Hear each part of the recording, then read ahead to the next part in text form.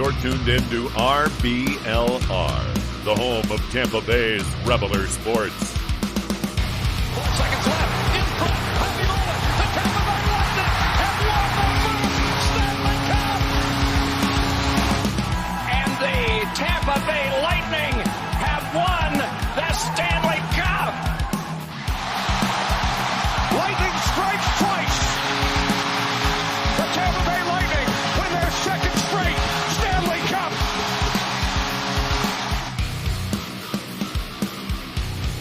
Hello, everybody, and welcome back to RBLR Lightning. My name is Jake Ricker, and as always, with me is Joe Gannon. Guys, welcome back to the show, and we have not one, but 2 wins to talk about this week. We're finally back on track. It kind of feels like a little bit, but before we get into everything, guys, first and foremost, how you doing today, Joe?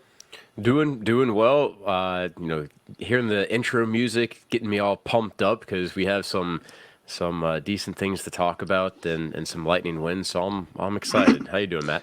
I'm just glad I missed that last show. Thank you to Michael for stepping in. That seemed like a tough one to do. So I guess I popped back in at the right time. I'm doing pretty good. Matt disappears at the hard times, of course. Wow. No, I'm kidding. We're glad to have you back. Fair weather fan. We're glad to have you back for this show. It's going to be an action-packed show for you guys. Don't forget to hit that like button and subscribe so you don't miss out on future episodes. And follow us at RBR Lightning and at RBLR Sports. We're going to be recapping the games for you as always, and we're giving our 3 stars of the week and then taking a look at the week ahead. So with that said, let's get right into it. One thing of note injury-wise is Anthony Cirelli has missed a couple of games. He missed the game against Edmonton, which we'll get to in a little bit. It's unclear if he'll be back. I would expect him to. As I understand it, the coaches were saying he's basically day-to-day. So it's not a serious injury, but the Lightning are without Anthony Cirelli. We'll see if he's back for that Boston game tonight. But the first game we have to talk about is the St. Louis Blue game. Getting the bad game out of the way because this one was not pretty. The Lightning were again shut out 5-0. And really, even though the shots were even in this one, it was just kind of a dominating night from St. Louis. The Lightning could get nothing going offensively, and then they had a lot of bad breaks, and St. Louis just kind of takes it to them, and it was a rough night for the Lightning. Joe, what were your thoughts watching this one? Well, I mean, like you said, it was rough for the Lightning. It was continuing that streak of, I think, did that end up being the most periods without a goal for the Lightning in team history? Did that end up being the most minutes? If not, I think it was second for most minutes without a goal. So it was rough watching just from the standpoint of like, come on, guys, get on the scoreboard. I want to, even if you're not going to win the game, get on the scoreboard. So I mean, it didn't seem like the Lightning played. I didn't think that the Lightning played particularly bad, but Binnington played really, really well and definitely, won a game for his team. Plus the lack of, a real special teams effort. They got 2 power plays for the Lightning that they weren't able to convert on, and Hot Binnington just ended up being too much for the Lightning to overcome. And continuing the theme of me disappearing very conveniently, I was not really able to watch this game. I watched the first period of it. It was kind of rough, and then the power went out. So I guess I kind of lucked into not watching this game. So like Joe, you're saying they didn't really play all that bad. Like the score doesn't reflect on like what the actual game was. Yeah, I mean it was more balanced than a 5-0. It wasn't like the Lightning played where, they deserved to lose by that big. And it, I mean, to be fair, it was really only 3-0 before an empty net goal brought it to 4-0. And then the final goal that made it 5-0 was inconsequential, right? So I really wouldn't say that the Lightning played. I'd say a 3-0 game is kind of the way that, they more played. So if you're just looking at it at the score alone, it was a lot more even than that. Binnington was fabulous. So were they just unlucky, or was it kind of like that Carolina game where just nothing was going on and just kind of the emotionless hockey like that? Because I was at the Carolina game, and that was as emotionless as I saw them. didn't hear what your guys' takes was on that game, but that was terrible, especially being there. Was it similar to that at all? Like back-to-back shutouts, you kind of have to compare them, but There's long stretches of very boring hockey. I Yeah. will say that lots of like just neutral zone turnovers and play where it doesn't really generate much. I will say that there's been kind of like a something that's starting to creep into Johansson's game, and that's that if he's seeing a shot that's on the left side of the ice and they shoot across his body to his glove, it seems like that's been his big weakness recently, and that's the way the first goal went in. Was I mean, it was almost on the doorstep. It was in the low slot, but he got beat. He got beat by Parenko over his glove from the left side of the net. And, I think there is one or two more goals like that throughout this week. And we've seen a bunch of these in the past as well. Matt, I didn't think it was as bad as the Carolina game. I thought that one was a little worse. And I don't know how much stock you put into, advanced analytics and money puck, but let's put it this way. The deserved to win meter in that game was actually is 63% in favor of the Lightning. So that's what made it really frustrating. And even Dave Randorf had said during the broadcast, like, even after, especially after the first period where it was only 1-0, it's like, well, the Lightning really didn't play that bad. I mean, things did not go their way clearly, but the way I described it for me was it kind of felt like, okay, we're starting to see a little bit of some better play here. Like, the last couple of games, especially against Carolina, there was nothing going right. It felt like there was a little bit going right in this one, but they just couldn't get those bounces to get it really opened up and going. So that's where I was at with this game. It was better, but obviously the final score is the only thing that matters at the end of the day, not your percentage of winning after 1,000 simulations. And they unfortunately lost that game. The good news is, though, the Lightning did bounce back and they ended that scoreless streak after 2 games. And I should say 2 games in one whole period, because they didn't score in the first period in this game, but the Lightning defeated the Chicago Blackhawks by a final score of 4-2. And, it wasn't a perfect game by any means, but I think this was a really solid game for the Lightning just to get back in that win column. And they held Connor Bedard without a point after he totally wrecked us in the first game. So that was a nice little bit of revenge there. I wish they would have. I guess they're a week late on listening to our podcast where I said last week, like, just win the game you're supposed to win, and against Chicago's one, and don't let Bedard have any highlights. And they played really well in this game. I think there was actually one of the goals, the Hedman goal.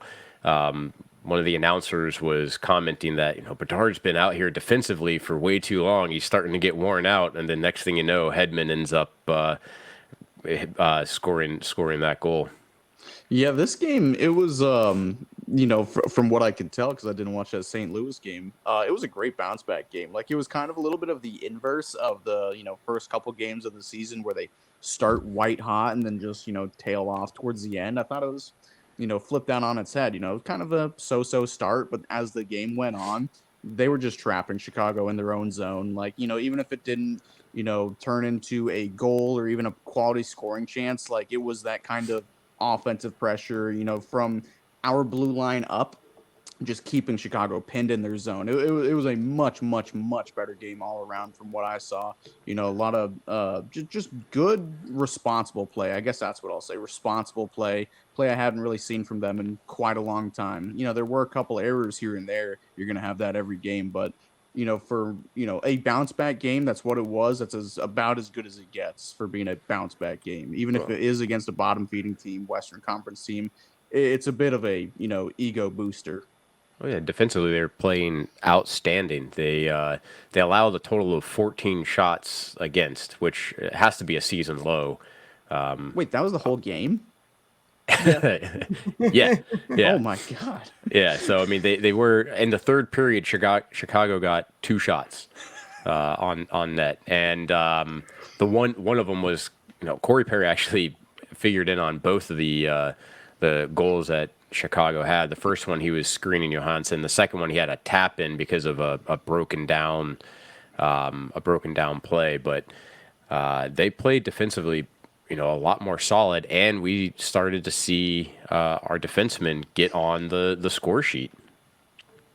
At the end of the day, Connor Bedard got shut down and fell flat. But I'll tell you what doesn't fall flat is our awesome and team-inspired merch that we have over .rblrsports.com, which you guys can go over there and check out. Links, as always, are in the description, and you can use code BOLTS to get 10% off your order. So be sure to go over there to shop.rblrsports.com and check out the Lightning, Rays, Rowdies, Bucks inspired merch and pick up yours today. The holidays are getting closer and closer, and who doesn't want some more awesome team merch? I mean, you got to go over there and check it out. So be sure to go do that. Links, as always, are in the description as well.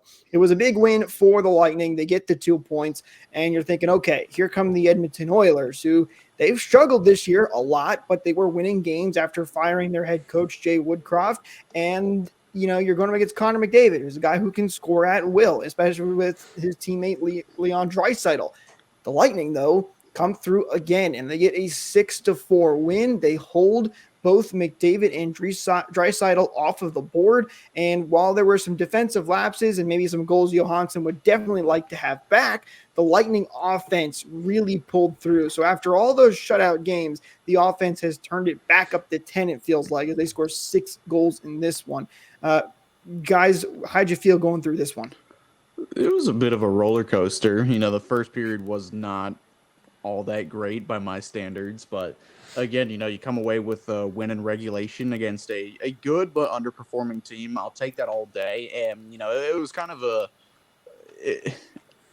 a different kind of goalie battle. Like, both the goalies were not as good as they should have been. Like, Johansson really stepped it up late in the game. He made some really fantastic saves in the third period, but that first goal, that one's, it's not unforgivable. I get it's an accident. I wouldn't have saved it either, but that one, that's a tough look.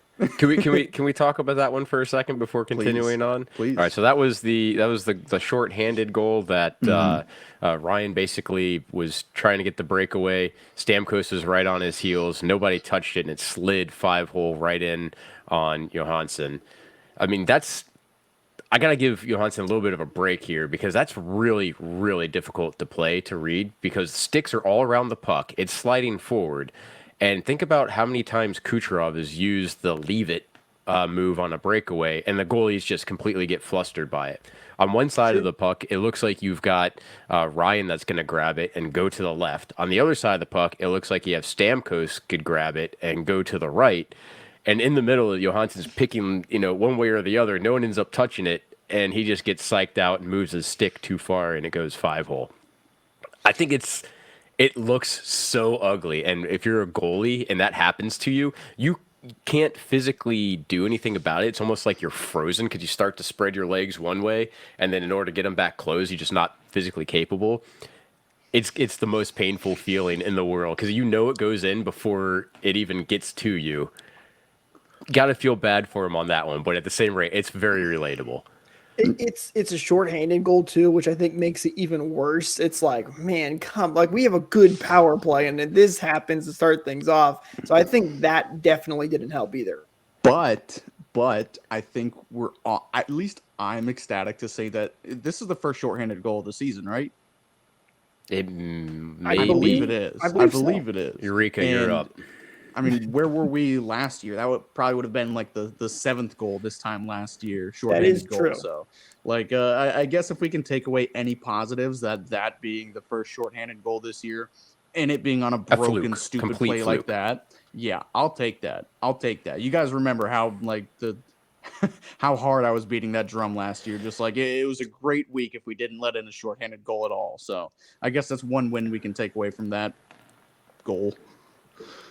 No, that's absolutely true. And what I took away from this game was I was happy with how the team responded, right? Because it was 2-0 for Edmonton. It was like, oh no, here we go again, back to this struggle of these games. But the Lightning did respond. Kucherov got him. Oh my God, Kucherov, man, he's just so impressive. He gets him back in and ties it up 2-2. After the start of the second period. And even when Edmonton kept fighting back and taking the lead, the Lightning kept pushing forward. They did not slow down in this game and eventually got the lead and then held on to it. So, even though there were some issues, again, it's one of those wins that hopefully gives the team a little bit of confidence moving forward and saying, okay, we can do this. We can get back to our game. And that's a big thing for me. Yeah, I mean, it was a game where it's, kind of like old-fashioned shootout where you just put as many goals up as possible.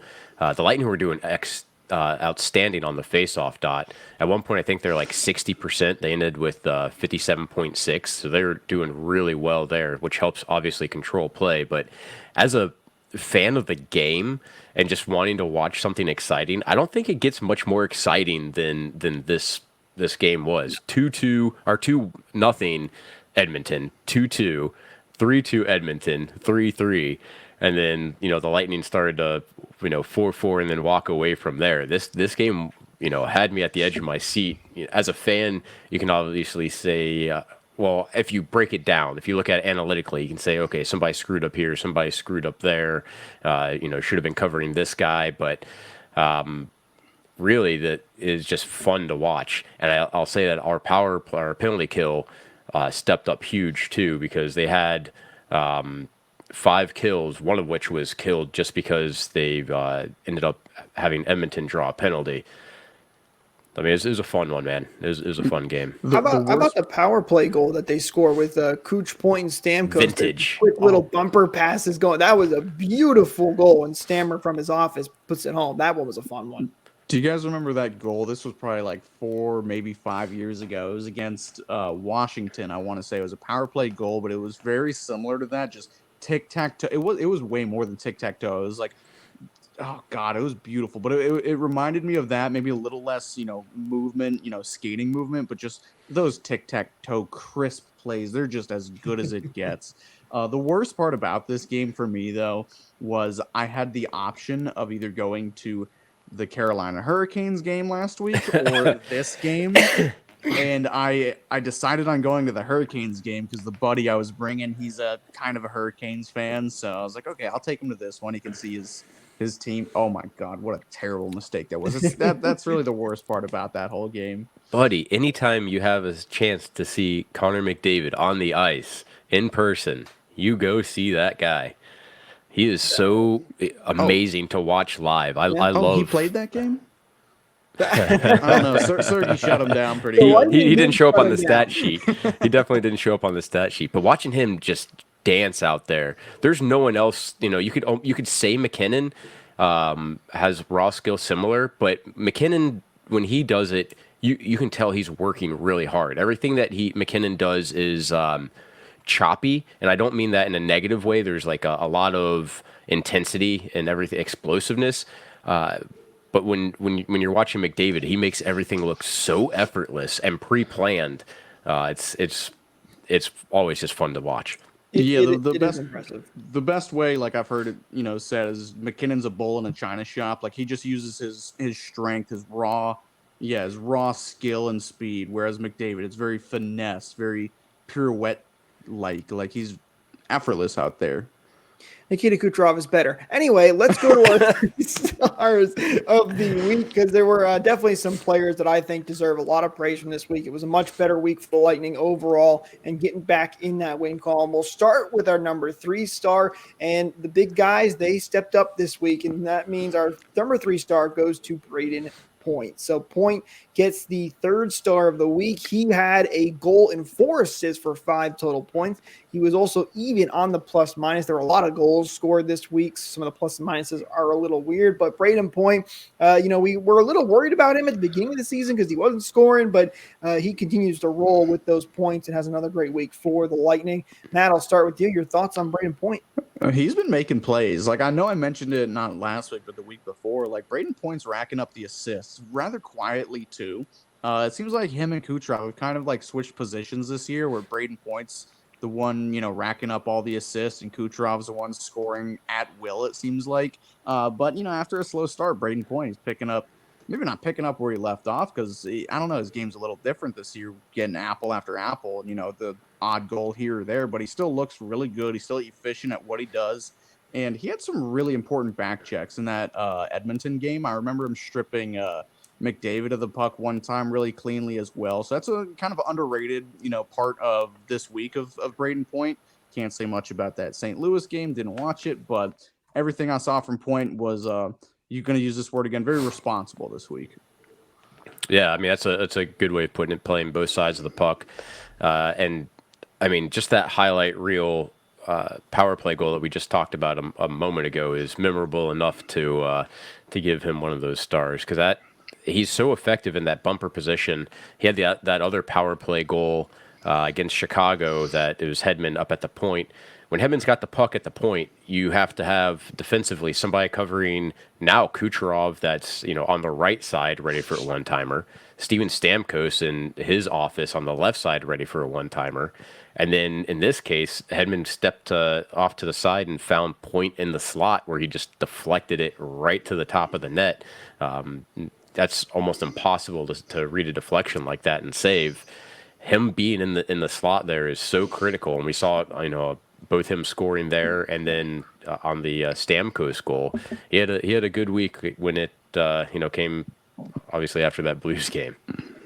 Hey, if Braden Point wants to hit 50 assists this year, I'm not going to complain. That's still great hockey right there. I mean, goals aren't everything for a team. So he's been playing some great hockey. He gets the number 3 star. The number 2 star, but Nikita Kucherov. Kucherov coming through again, clutch. He's just making play after play. The man is just ridiculous. I mean, how many times can I say it? The plays he make are just effort. We talk about Connor McDavid being effortless. Connor McDavid looks effortless, Nikita Kucherov looks effortless out there. Really impressive stuff from him overall this week. He had 2 goals, 2 assists for 4 points. Was a -2, but we can forgive him for the great plays that he made. Joe, your thoughts on Kucherov? Well, Kucherov was a force to be reckoned with in the Edmonton game, especially. The second goal that he scored was deflected off a defenseman's foot and into the net. But if it wasn't, that was a goal for, I can't remember who was actually crashing the back door on that play. That was wide open if that connected all the way across. That was 100% on purpose. That was totally what he meant to do. I love those plays where you shoot it directly off the defenseman and intentionally bank it in. So I mean, it was a great play anyway that resulted in a goal. And when you're hot, you're hot. And how's the saying go? It's when you're good, you get lucky. But when you're consistently lucky, that means you have skill. And he's putting them in ways that banking it off of feet, it's going in. Those 2 goals brought the Lightning back into that game with Edmonton. Jake, you said it as a joke, but I need you to say it with your chest. Kucherov's better than McDavid, at least this year. Stats don't lie. Like, you can make an argument for Elias Pettersson in Vancouver, but Nikita Kucherov, like, he's definitely getting MVP votes, like a lot of them this year, and I will absolutely throw my hat in the ring, vote him MVP if I could. That Carolina game I went to, he wasn't playing that game. How many times am I going to shoehorn that I went to the game? But he was not playing that game, and it was extremely noticeable. That was the biggest thing I could take away from that game was, wow, this dude is the lifeblood of this team. I don't know how we played a whole, I guess it was a 56 game season without him, but like, how did we not end up as a lottery team that year is beyond me. He is incredible. We're running out of words to say with him. Like you were saying, Jake, effortless, just literally never looks like he's moving out there, but he's silky smooth, gets the pass off every time, and he's just got, another gear this year. Like he's never not been electric. He's never not been a top 5 player in the league, since 2016. And he is just still continuing to be somehow the most underrated player in the world. It's because he's on the Lightning and there's so much talent around him that he gets overlooked often, but he is that good. And the best part is he's becoming a leader, and he's working with guys like Maxim Groshev, who I'm telling you guys right now, pin him as a prospect to watch. I am very excited for Maxim Groshev because he kind of looks like a little mini Kucherov out there sometimes. I think that's a prospect that's got great potential. And if he's working with Nikita Kucherov, he's got some potential there if Kucherov sees some talent in you as well. But let's go to our number 1 star, probably the most deserving of all the stars because he was getting so much crap from fans, not rightfully so at all. They should not have had to deal with that. But he stepped up in a big way this week. And that's Mikhail Sergachev. So Sergachev gets our first star of the week. Congrats to him. He had 2 goals, 3 assists for 5 points, and was a +1 this week. So Sergy making the haters pay and coming up with a big week. Joe, your thoughts on Sergachev? So for him to get so much hate from what would supposedly be Lightning fans, It's just to the point that he deactivated his social media accounts is ridiculous. And anybody that is trash talking a professional player online, get a life. I mean, seriously, don't you have anything better to do? You can talk about people not playing well, but to harass somebody to that level is nuts. And I'm glad that he shut off his social media account for now, his Instagram, and decided to silence all the voices that are out there that are talking down to him. That can definitely impact your confidence. And how great is it that after he got that noise out of there, he has an outstanding couple of games. He played his butt off against the Oilers. Like you said earlier, Jake, Connor McDavid didn't have a point in that game, and Sergeyev played pretty well defensively against him. I'm not going to say he had a perfect game, but he played really, really well. What he did also do is he got on the stat sheet in a big way with a goal, empty net goal. He got himself a goal and 2 assists, and then and he ended up with as a +1 in such a high scoring game where there's a lot of power play goals that were scored. And against the Blackhawks, he obviously had that that one snipe that he had. And think about what that does for you when you're struggling to be able to completely basically turn your whole season around in the course of a couple games. And I will say a lot of the people that were probably in his mentions talking all this crap to Sergachev, I will bet you a large majority of them were like Toronto fans or something. Because you remember, he had a bit of a motor mouth this offseason. He pissed off a lot of Toronto fans. So I would not be surprised if a lot of them were Toronto fans. But, I mean, like all of us this year, like we've criticized Sergachev. Like he has had a rough start to the year. It is no secret. It's one thing to criticize. It's another thing to go and attack him. I don't know if you guys tackled this last week or if it was even news when you guys were doing the show last week, but that's low. That's low. For poor play, come on, man. Give him a break. It's one, if you go and headshot, somebody's best player, yeah, man, light him up. I don't care about that. That's a dirty play. But if you're just playing bad, leave the dude alone. But deactivating his Instagram might have been the best thing for him. He should keep, at this rate, he should keep it, off forever. Maybe check some of the Facebook posts. I have seen a lot of love for him over the last couple of days, which is, it makes me feel good. Seeing the a big majority of people like giving him love, it makes me feel good. But again, ignoring all that, he played terrific this week. The Edmonton game's kind of the biggest one for me. Is you can take away all his points.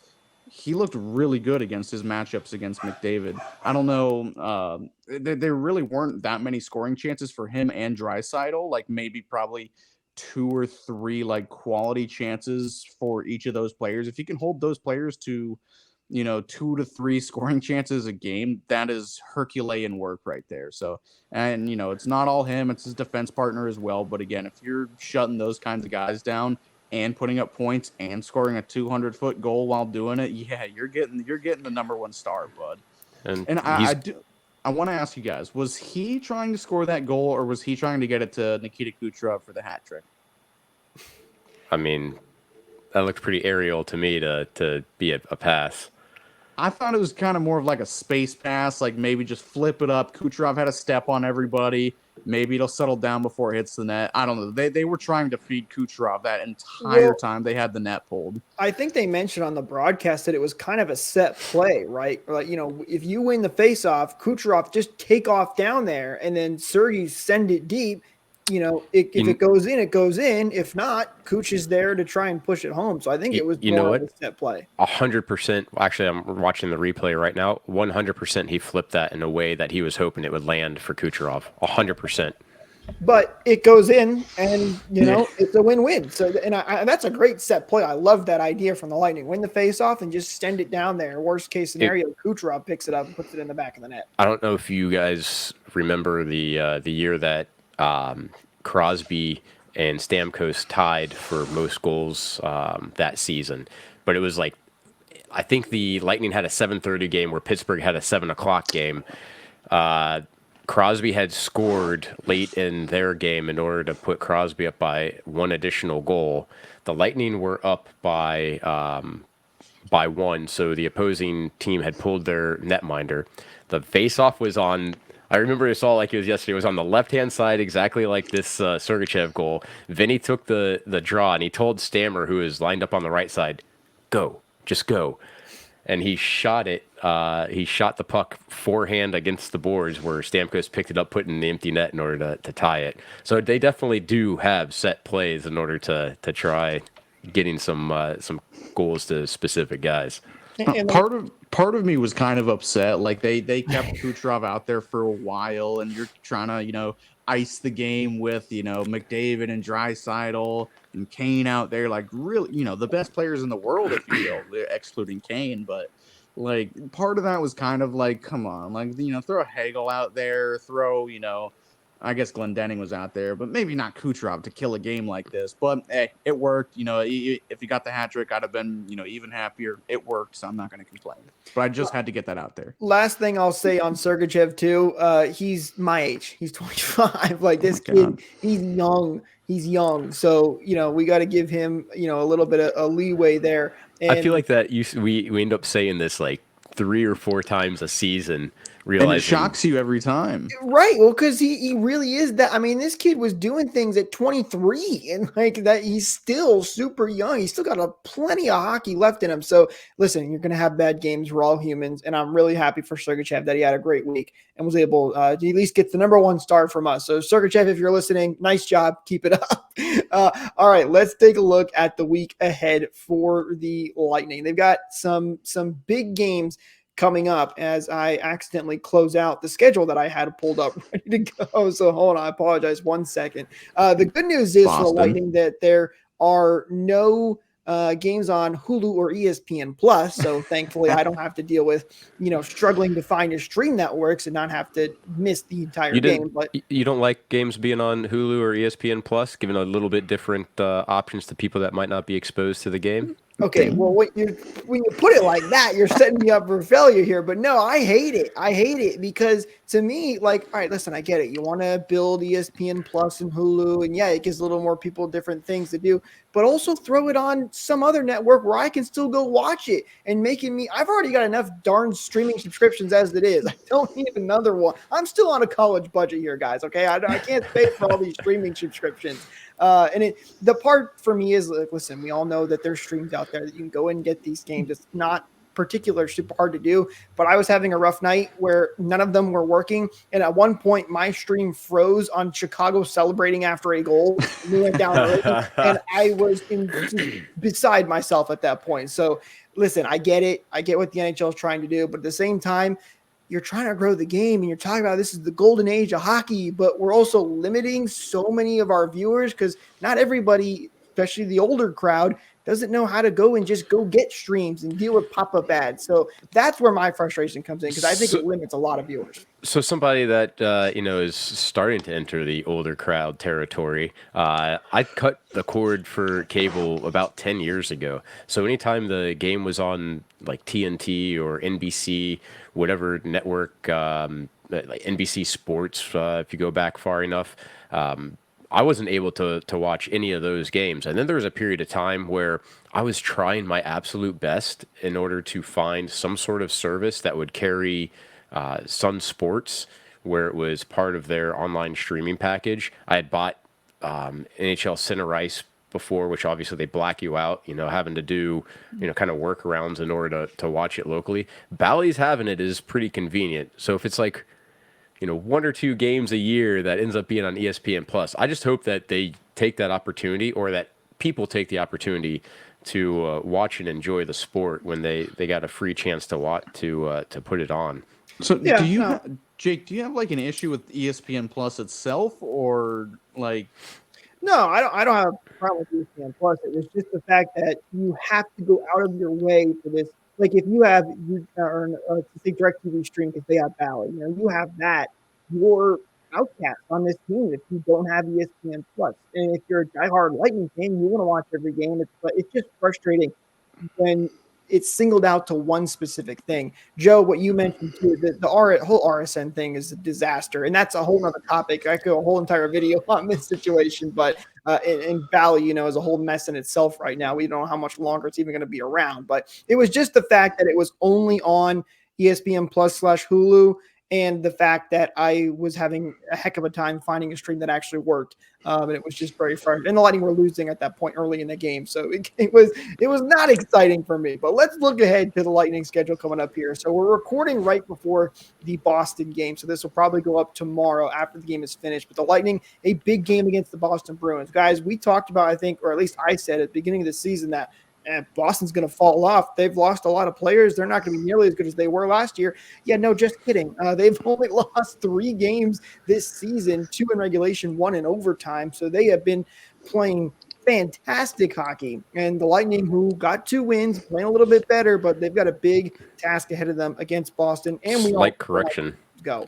Only 1 in regulation, 2 in overtime. Oh, my apologies. They're really a force to be reckoned with right now. Yeah, they are playing fantastic. So a big test for the Lightning here. Let's see if they can pull it off. And we know these games against Boston are always feisty. Then they got the Winnipeg Jets on Wednesday, the 22nd at 7 p.m. Eastern. And then they'll be playing on Friday in Carolina at 8 p.m. Eastern. And then on Monday, I'll mention this one too, because I'm not sure when we'll have the next episode out for you guys, but the 27th on Monday at 9 o'clock against the Colorado Avalanche. Which is the start of a back-to-back, because then they'll be heading to Arizona to play after that. So kind of a tough schedule coming up for the Lightning. Some big games on this one. Joe, I'll start with you. Your thoughts on what's next for the Lightning? This is a tough week for sure. All these teams are over 500. I think Carolina and Winnipeg are both .600 win percentage. With Boston, I don't want to do the math in my head. Let's see, .867. Jeez. They said only having lost 1 in regulation and getting points out of the other 2 that they dropped is absolutely incredible. That game that's going to start here in about 30 minutes is one that I'm going to be watching, maybe holding my breath a bit, because they've got so much depth. And the Lightning, we've gotten some depth scoring in the past 2 games, which has been absolutely wonderful. Seeing Jeannot score a one-timer this past week is huge. Glendening getting a goal, that's what we need. But Boston has that constantly running, so it's gonna be a tough one. Hopefully our defense can hold. That's anytime it's a Boston matchup, that's the one I'm paying the most attention to. Let's see what they do this week. They're at 500 right now on the season, so let's see what we're gonna talk about come Monday. And a theme that this team has carried, like tradition for years now, is they get up for big games, and games that they absolutely should win, they kind of meddle around sometimes. So this is a big game. It's a divisional game. It's the top of the division game. So I think it'll be a good game, even if they lose. They're never boring games against Boston. I guarantee you there'll be some fights, there'll be some hits. It'll be entertaining down to the last minute. I know one guy that's going to get a fight tonight. Who's that? Tanner Jeannot, of course. He better. But they're always good games. And Winnipeg, that's a bit of a sleeper team. They've actually quietly been one of the better Canadian teams. I think they're second in standings behind Vancouver for all the Canadian teams. So they're underratedly good, and maybe a little vengeance against Carolina would be nice as well. Maybe we'll just trade shutouts the whole year. One shutout this way, one that way, one this way. So that'd be nice. That'd be ideal. So, you're not going to win them all. We'd like them to. I believe they can, but these are some big games coming up, and with huge momentum boosts in that Chicago and Edmonton game, the offense really waking up, defense kind of figuring things out. I believe. I'm with you, Matt. I believe too. Listen, they got 2 wins. I'm hoping those 2 wins kind of instill a little bit of confidence in this team, right? And give them, maybe they start to really play better. I don't know what the injury situation is with Anthony Cirelli. We're going to find out here relatively soon, within a minute, if he's out there for pregame warm-ups. But it's going to be a tough one. It's going to be a tough week, so take it with a grain of salt. Still without Andre Vasilevsky, even though Johansson has been mostly solid. Last couple of weeks, a little bit of tough games, but this could be the turning point for the Lightning. So let's hope that they can pull it off big time and finish strong here. So I think that's going to do it for us, guys, in this episode. Thank you so much for tuning in this week. And don't forget to like and subscribe right here on YouTube. If you're not here on YouTube, hit that subscribe button wherever you may be listening. But definitely come check us out over here on YouTube as well. Follow us on social media at RBR Lightning, at RBLR Sports. We'll talk to you guys in the next one. Go Bolts. Congrats for graduating, Jake. Thank you for tuning into this presentation by RBLR Sports. On your way out of the stadium, please remember to like and subscribe.